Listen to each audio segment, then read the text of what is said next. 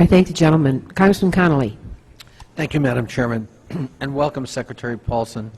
Thank you for your patience today, given our schedule.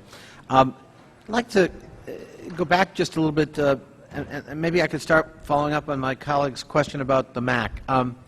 It's our understanding that not once but twice, Mr. Lewis threatened to invoke the MAC because they had discovered a $12 billion problem in the Merrill Lynch deal. Is that correct?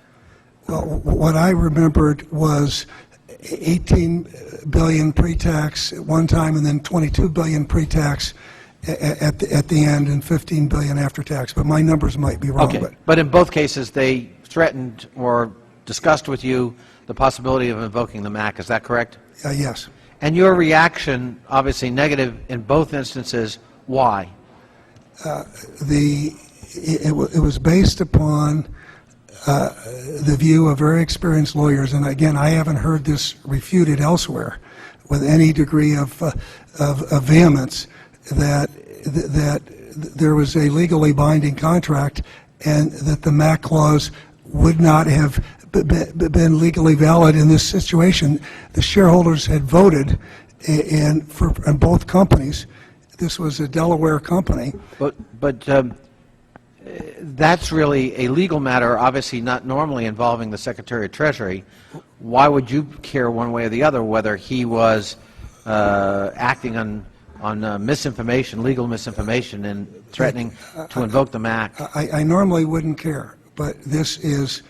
But if you have a situation where a company, in doing something like this, in a period of uncertainty and fear, could do grave damage, in the opinion of their regulator, to that company and to the whole system, I sure better care. You were worried about the impact on a very fragile system at that time. I was worried about the impact on the very practical system, and also the impact on B of A, which was the biggest bank.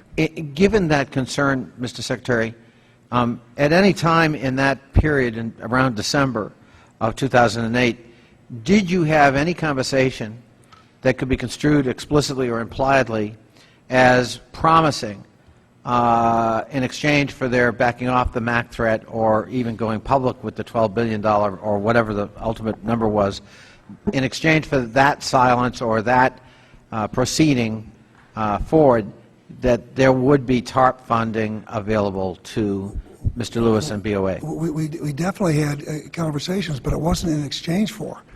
No matter what they did, I felt the responsibility. I know Ben Bernanke felt the responsibility to keep the financial system from collapsing.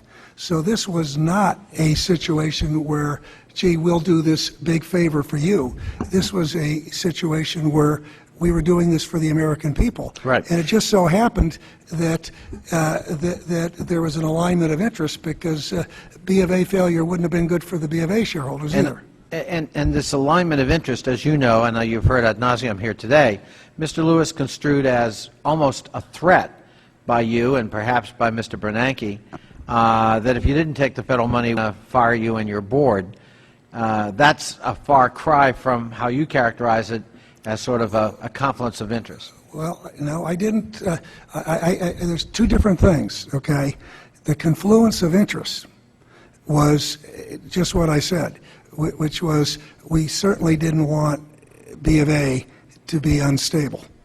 In terms of my communication with him, I've been pretty direct. I wouldn't use the word threat, but I've said what I said, and I was very direct, and I intended to give a very direct, strong, clear message, and that was.